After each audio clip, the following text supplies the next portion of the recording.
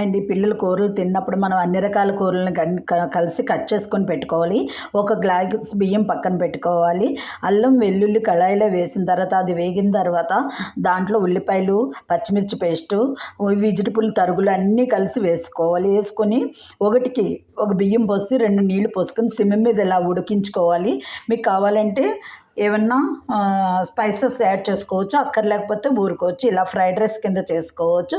పైన ఉడకడానికి సిమ్ మీద ఉడకడానికి, పైన కూడా అడుగును కూడా ఉడకడానికి కళాయిలోనే ఇలాగ మనం పైన వాటర్ పెట్టుకొని ఉడికించుకోవచ్చు. సిమ్ మీద ఉడుకుతుంది. ఇది దమ్ బిర్యానీ టైప్లో వస్తుంది, కానీ దమ్ బిర్యానీ కాదు. వంకాయకి ఎలా ఉడకపోతే పెట్టుకుంటామో అట్లాగే వంకాయకి పైన నీళ్ళు వేసి ఎలా పెట్టుకుంటాం, దీనికి కూడా అట్లాగనే బీఫ్ ఫ్రైడ్ రైస్ కూడా నీళ్ళు వేసి పెట్టుకుంటే సిమ్ మీద మంచిగా పొడి పొడిలాడుతూ ఫ్రైడ్ రైస్ రెడీ అయిపోతుంది.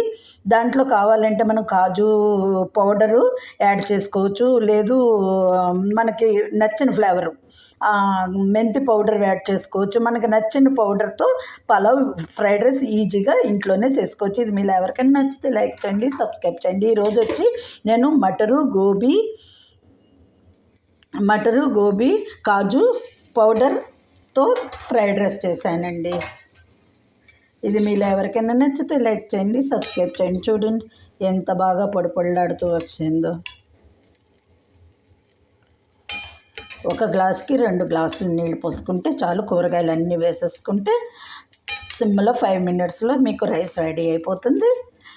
పెరుగుతో ఇష్టంగా రైతాతో కానీ పిల్లలు ఇష్టంగా తినేస్తారు. ఒక్క ఐటెంతో మీకు కడుపు నిండిపోతుంది. పైన కొత్తిమీర తరుగు యాడ్ చేసుకోవడం. ఇంతే సింపుల్ ఫ్రైడ్ రైస్. ఇది మీరు ఎవరికైనా నచ్చితే లైక్ చేయండి, సబ్స్క్రైబ్ చేయండి. Thank you.